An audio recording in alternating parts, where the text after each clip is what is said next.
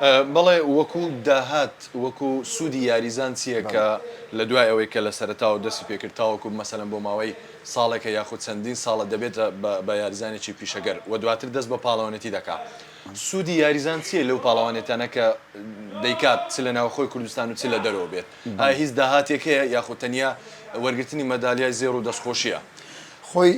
ئەو پرسیارە زۆر جوان لەبەر خەڵکی ئێمە زۆر غەڵەت لەوە تێگەشتووە کە خاصن کە وەرزشە ببیکەی بە کللتور لە کۆمەلگا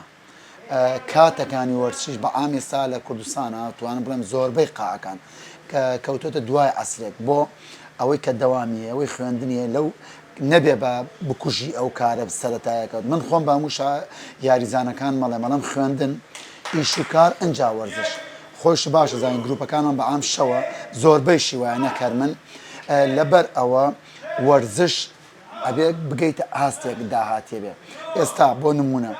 خەڵک دێت پاڵەوانی هەولێری یان کوردستانی ئەگەیتە ئاسی هەڵبژاردەی عێراق ئەگەر تۆ بتوانی لەسەر ڕێگەیەکی ڕاست بزانی چیەکەیت لەگە ستافێکا بی ئیداری و ڕاهێنەری باش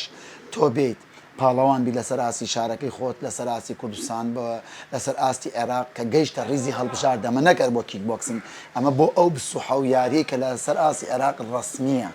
کە ئەو وەرزشەی ڕسمیە 27 یاریمانەیە 27 یەکێتیمان هەیە ئەو 27 یەکێتیە وەرزشیە ئەوەی نەتایجی هەبێ ئاسیایی بێ عالەمی بێ ئەو پاڵەوانێتی ڕسمیانە بێ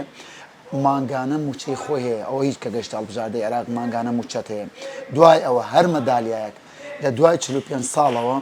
تۆ ڕێزلێنانێکت هەیە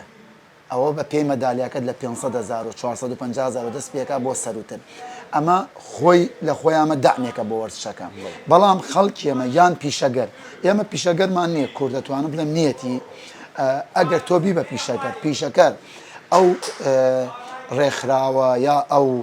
پاڵەوانێتی کە لە دەرەوەکرێ بانگێش دەکەن خەرجی خۆت ڕاهێنەر ئەو ستافەی لەگەڵ پیشەگەرمان نیە لە کوردستان نیمانە ئەیستا ماشەڵا پیشەگەر بۆ بە گۆترە